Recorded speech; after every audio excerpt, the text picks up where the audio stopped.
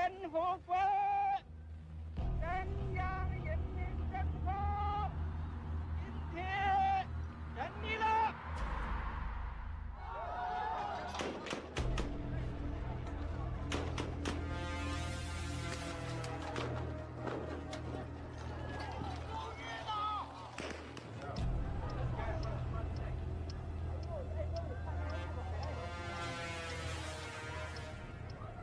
但是你们能不能？刚才也问我啊，我可以回半点去，无可奉告。我也不高兴。哎，什么叫中国共产党啊？党叫干啥就干啥。黑夜即将到来，一定要做好准备。是。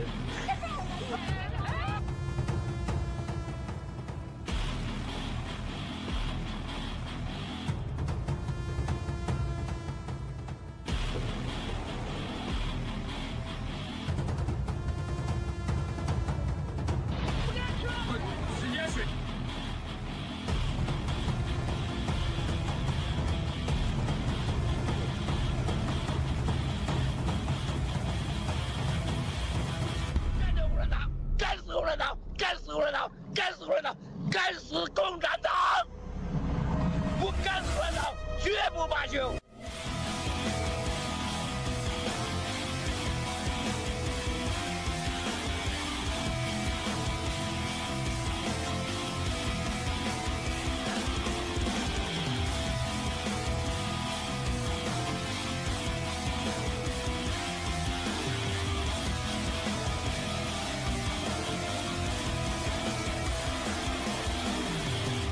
消灭中共是正义的需要。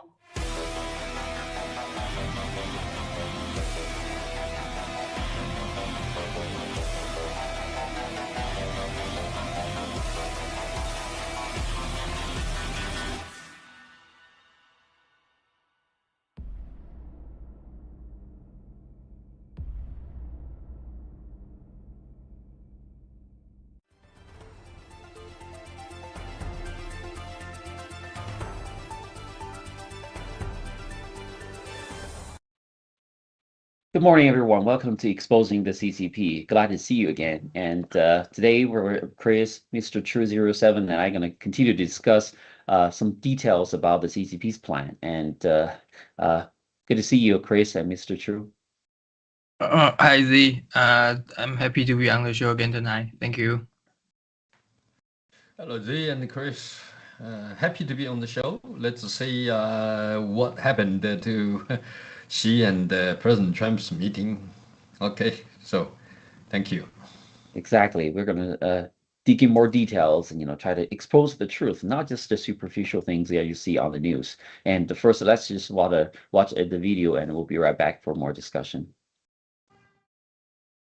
Do you agree with Bradley Thayer that Xi is hyper aggressive, sir? I do. I think Brad's absolutely right about that. But I think he's hyper aggressive because, as I said, I think he thinks he can get away with it. He thinks we Americans, all we care about is money and businesses and, the almighty dollar. He doesn't see that Americans actually believe in human freedom. They misunderstand, both President Xi and the rest of the Communist Party. They misunderstand our devotion to the principles of human freedom and our devotion to that. They look at our 250-year experiment and they don't think much of it, when in fact it's the greatest piece of human endeavor in the history of the world, this experiment in free government we have in this country. They look at it and they don't respect it. That's a big mistake on their part. And they do underestimate us. And that will be, in my opinion, their undoing.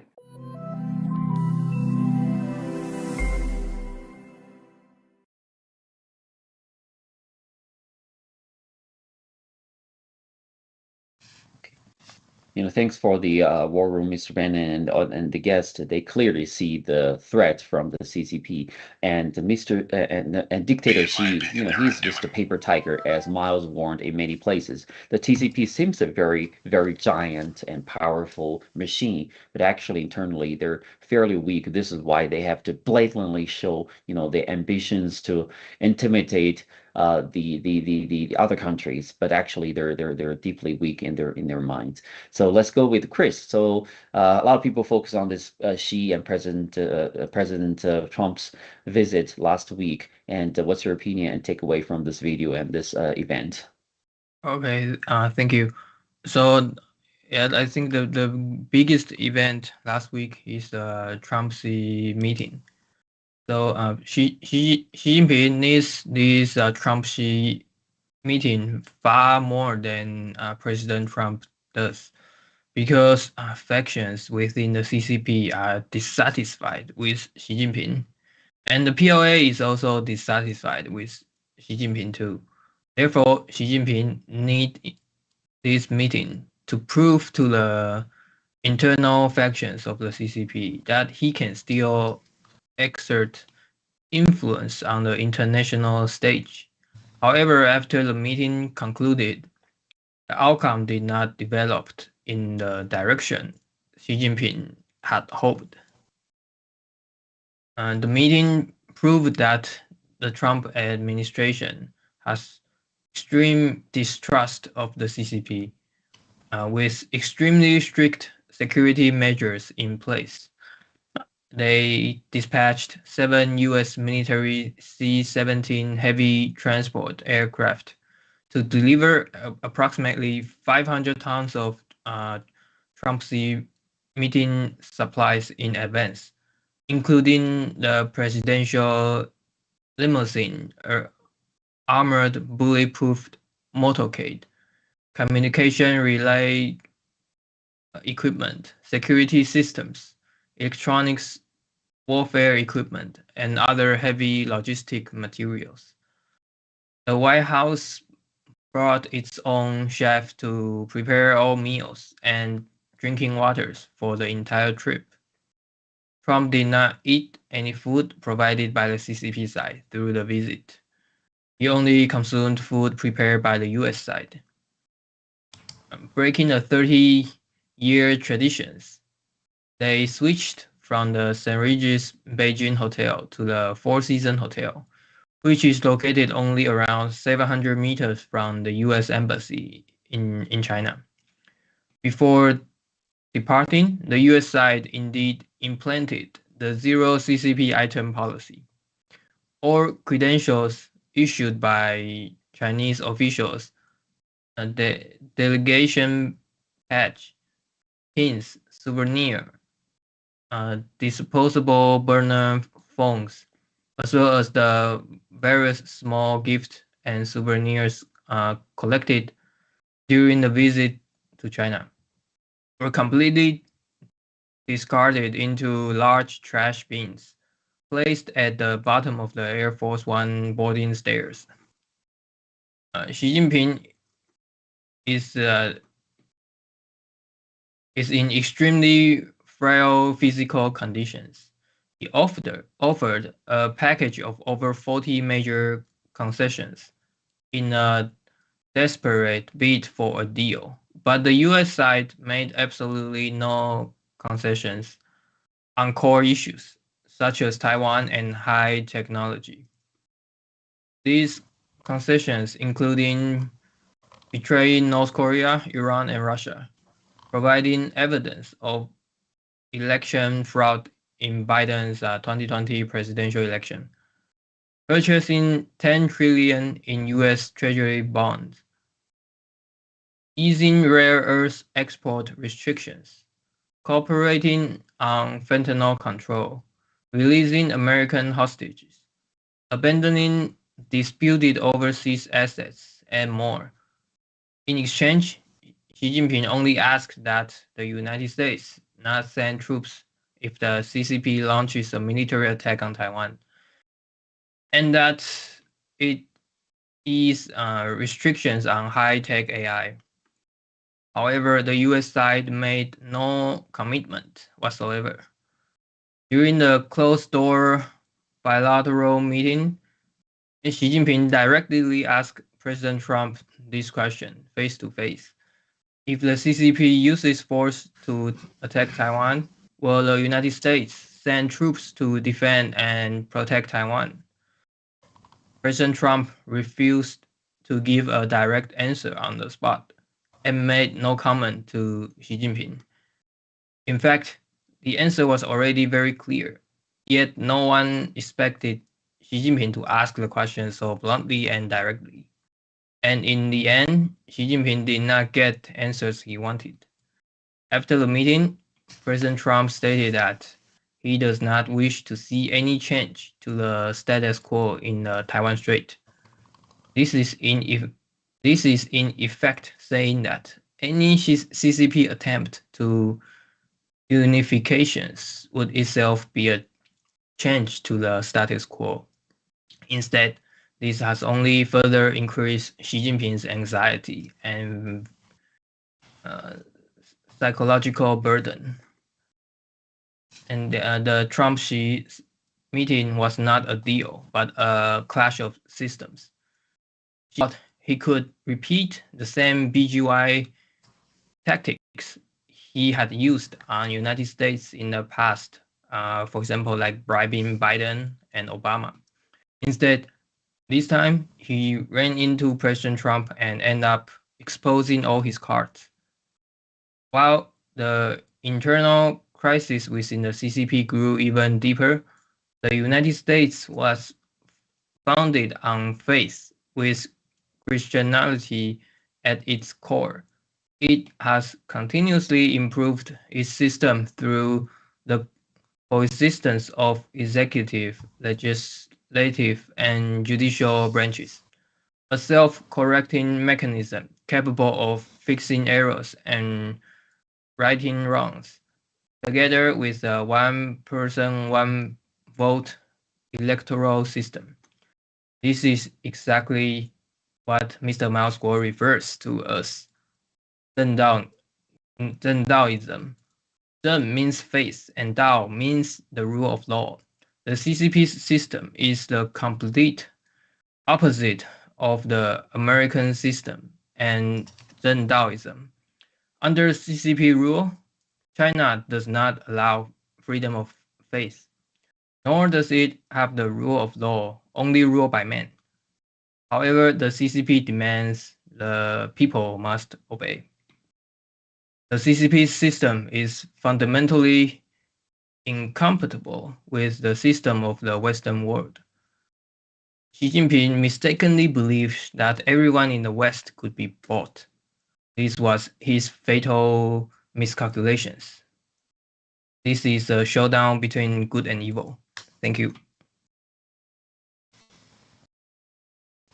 That's a very good conclusion. It's showed up for good and evil.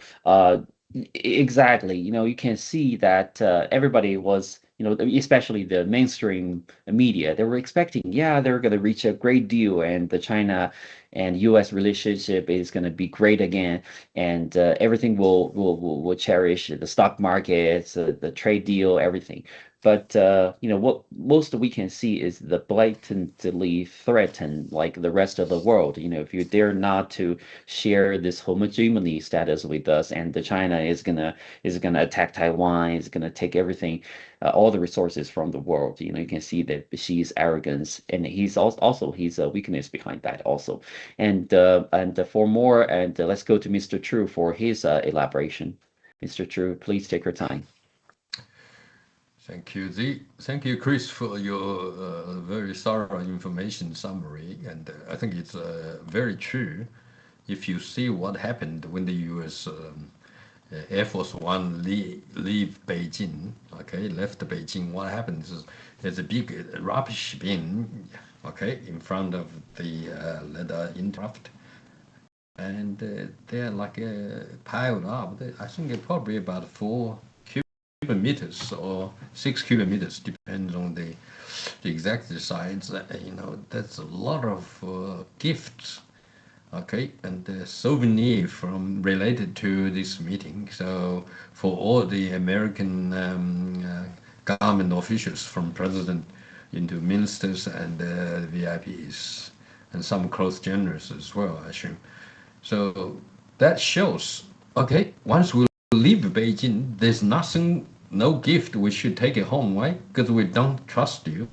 So that already say, I think that conclusion of Beijing trip summit, it's already saying everything. The number one, there is the system of dictatorship, ruling based on fear and also no trust. Well, like a secret police, okay, the CCP's agents.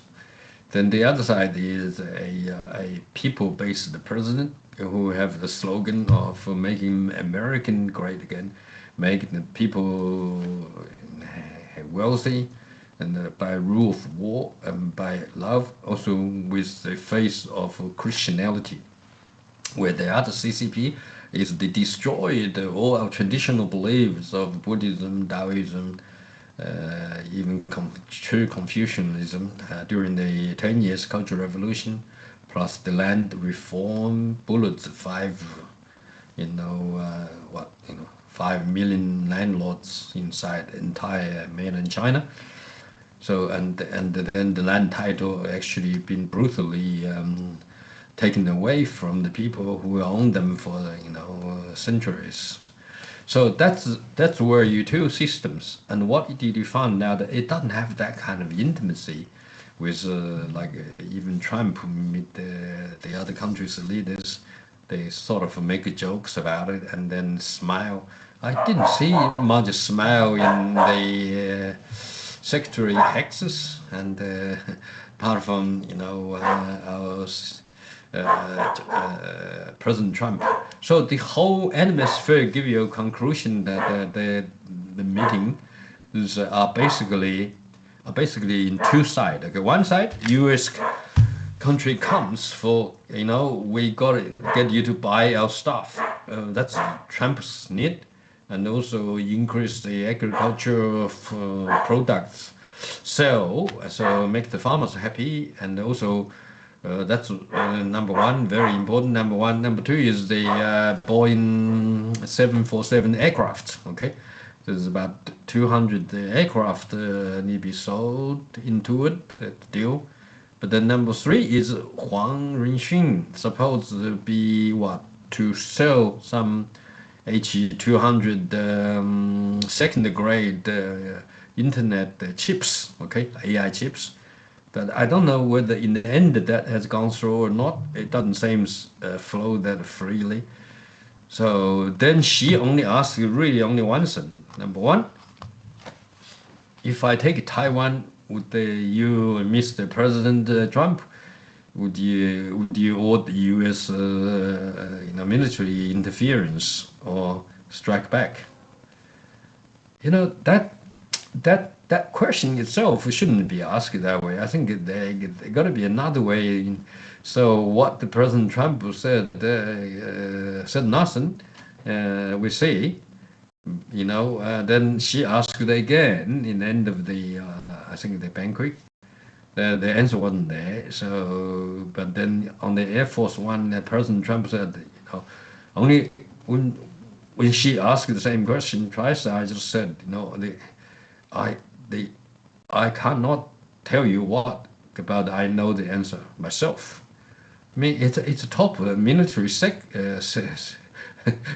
Okay, if you're really engaging war, wouldn't tell you whether I'm going to do or not. That's exactly where in the Hormuz, you see, the Iranian militaries, they don't know what Trump is going to do next moment. We're going to stop. Just keep this. It is. Nothing changes. But then in another moment, then there's like hundreds, thousands of bomb shell to destroy all the capabilities.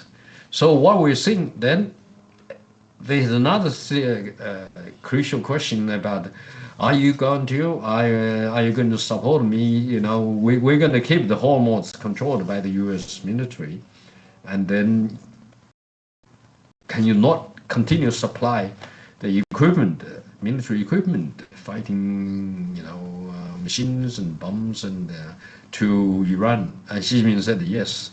So he didn't say I'm going to say, and so he wouldn't dare to say I don't know. But then I will decide later on when the situation comes. So one side is that you surrender And then another side, President Trump would never keep the Taiwan as it is. Okay. In other words, there's only one China policy. So one China is the People's Republic of China is okay, but the Taiwan then is an independent country. It's a democratic system, and CCP never ruled Taiwan for one day. Okay, so that's what it is. Common sense tells us. So in the end, they really Xi Jinping lost it all. He lost his positioning, and promised no more, funny business supply with Iran. You know what happened? If that's the case, if he would have supplied again, then I think he give the U.S. military 100 reason to strike back to Chinese military should they start to set up Taiwan.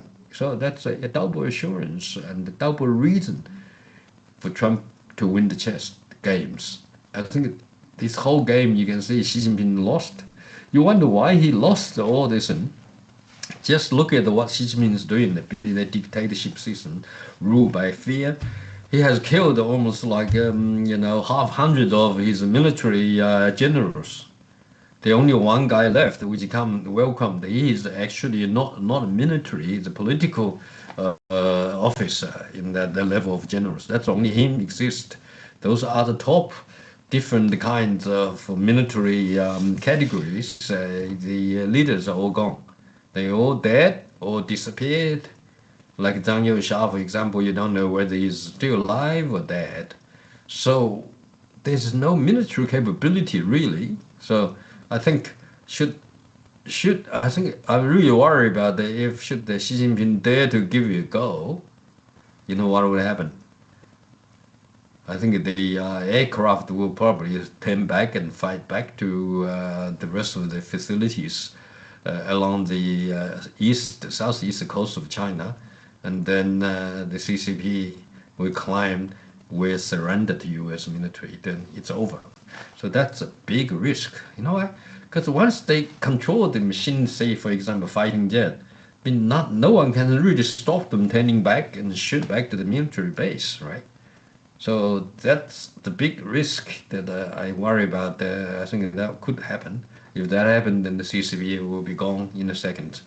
So let's see this is going to happen. I think Mao of course said a lot about it. There's so many internal cannot control the party, and she is so fearful have to live in Beijing every day, cannot go anywhere else, surrounded by all the military guards. That's all. I think be happy to see the CCP surrender before the next meeting scheduled in Washington, Xi and President Trump. Let's see what happens. Thank you. Back to you, Zee. Thank you very much, Mr. True. I think it's definitely a very, very good moment. We can see that, as both of you mentioned, she's not in a very good health condition and political position. Every day he probably can't even sleep well because he's worried about the possible assassinations of him. Other political coup could possibly happen anytime. His political status is not very stable, and Miles also, NFC also have intelligence about their possible deals, and you can see that this deal they reached is not as grand as what they previously expected. And another good sign is, I think President Trump and administration realized the threat from the CCP. Or another show is that, when before they land their airport and leave, they dump all the gifts from the Chinese government to the CCP into the trash can. So they don't trust them. They're worried about there might be some sensors, some spy devices in there. I think it's a good thing. It's the next step, hopefully, will be decouple, like Miles have given advices, decouple from them financially, politically, and also find the internal polluters, sellouts within the United States, and then we can take them down quite quickly. It's as every day more and more people are seeing that they're just paper tiger. They're exaggerating. They're trying to show off, threatening people, but deeply inside they're a fairly weak regime. Okay, so we still get a few more minutes, and then we can wrap up. Let's go to Chris. Do you have more to add on? Oh yeah, I think that actually when Xi Jinping asked Trump the question face to face, he asked the complete wrong questions. he should have asked instead, if I give the order to attack Taiwan, will the United States decapitate me? I think he should ask this even more straightly. Then he will get the answers he wants. Yeah. But I think that if he asks this answer and President Trump saying what he said, then Xi Jinping will realize that he should not even think about take down Taiwan. Thank you. Sure. I think Taiwan is fairly safe at this moment, so that's good news. And Mr. True, and about a few more minutes, and we can wrap up. Thank you. Yeah. I think if you analyze the pattern in the summit, U.S. come with the ministers, the group, plus his press secretary, the Chinese gentleman, big guy, and President Trump called him the sumo wrestler, I think, And then the few other guys, they are very close to President Trump. You can see the team, but we didn't see Xi Jinping bring anyone really come to the Hosen, apart from the superficial welcome in the airport. Han Zhen was there, and one military guy was there. There was a Tiananmen Square welcome, shake hands. That's it. Throughout the whole negotiation, discussion, banquet, you really didn't see that there's anyone else sitting on the left hand of the table of the banquet. That's the funny thing. We didn't see anyone else's. So that means it's a dictatorship, okay, versus a United States president and his key military, foreign affairs, and the internal domestic politics and the media. You see them are very happy and relaxed, united, where the other side, there's no one else's. Did you wonder about that? If you see that thing, that means Xi Jinping is a dictatorship. He's by himself. He doesn't want to show anyone else come out. That will send a signal to the rest of the Chinese top, crowds to say, okay, this guy is getting a favorable treatment by dictator Xi. You know what that happened? In the 2 days, this guy will be taken down by Xi. So probably no one wants to see him on his left side. So how lonely is that? And he took him to the Xinhuamen, where the Chairman Mao, from where onwards, and Jiang Zemin, they lived there. But then, that's nothing. And doesn't have a lady, Peng Liyuan. Xi Jinping's wife is not there. So isn't that really odd? So how can a dictatorship run the whole China, apart from using his, military? Mao said, the intelligence, okay, the surveillance camera, all of that, it costs about 10% of the GDP of China, where the ordinary people working very hard and get the chicken feed, and they can't afford to pay off the houses and even the food now. So I think the whole country is going bankruptcy. So from that point, you see, the energy is a symmetrical energy war in the whole so-called summit. And so you can see how long Xi Jinping can last with that. His health is so bad, as Chris said. And so I don't think he will last very long. Let's take down the CCP. Thank you. See. Yes, let's take down CCP. It's a very good way to conclude today's program. I think we see some good news, some bad news, but overall, it's still great for taking down the Chinese Communist Party. Maybe wasn't expected by Wall Street, to reach a lot of trade deals and other things, but at least we see that the safety of Taiwan and the wave, how to take the trend of taking down the Chinese Communist Party is gradually increasing. So we'll be good, and we'll keep us watch the situation and share with more from Miles School or the NFC's perspective, personal perspective also. Good. So it's time to wrap up, and we'll see you next week. And thank you for watching. And thank you, Chris. Thank you, Mr. True. Take down CCP. Take down Take down CCP. CCP. Thank you. Thank you, Flower. Hearing that Xi Jinping, the state chairman of the Chinese Communist Party, brought up the Thucydides trap in the presence of Donald Trump, the president of the United States, or any president of the United States, and did so as his top line remark, pairing it with Taiwan, saying very bluntly that Taiwan will be ours one way or the other, the easy way or the hard way, and that we would prefer to avoid the Thucydides trap. He's referring to the United States as the fading hegemon and China as the rising power. Now, typically, Steve, this isn't the first time, by the way, that you've seen Chinese diplomats do that, particularly since COVID, since back when you're right, when I was the first guest on War Room Pandemic in the opening days of COVID-19, you saw lower level functionaries or party outlets like People's Daily would use this type of language. They called it wolf warrior diplomacy.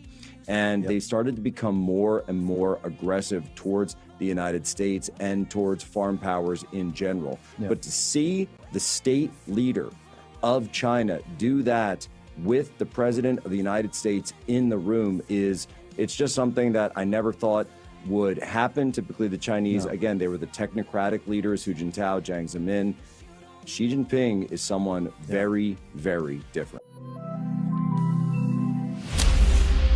The night has come this far, not because it chose to leave,